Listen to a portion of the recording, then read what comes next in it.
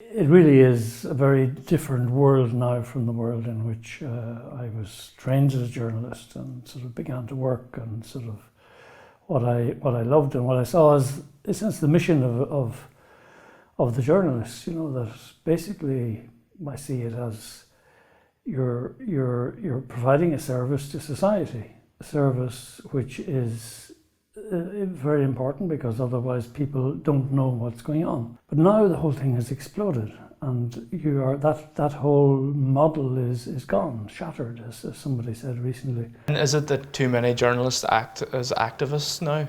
Well, that's part of it.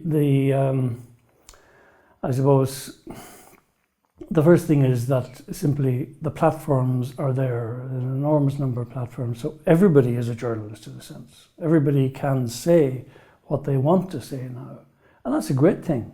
I mean, you could say that is a great freedom, but that has its downside in that people won't always know, and don't, as we can see, know how to behave with some kind of responsibility for what they say and considering the effect of what they say. In some senses, there is a great freedom, but in other senses, there is a great restriction on freedom, in that you really, in certain senses, you cannot say what you think now. And as a journalist who was very active in the 60s and 70s with the Irish press in particular, is it shocking to you to see some of the headlines today and some of the agendas that are being pushed around questions that were just unthinkable back then?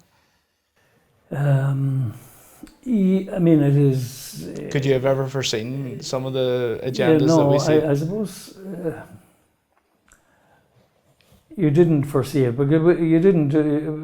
maybe journalists work very much from day to day, and they don't think too much about, you know, where this will be in 20 years' time.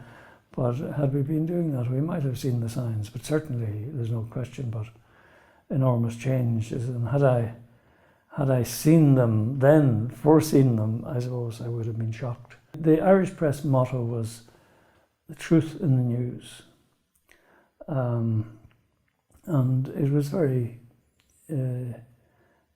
good. Some people thought, because it was very linked to Fianna Fáil, thought it was a little bit ironic. But I believed it, and I lived by it.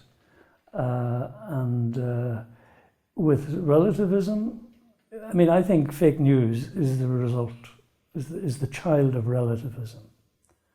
And you're not going to get rid of fake news until you get rid of this culture of relativism.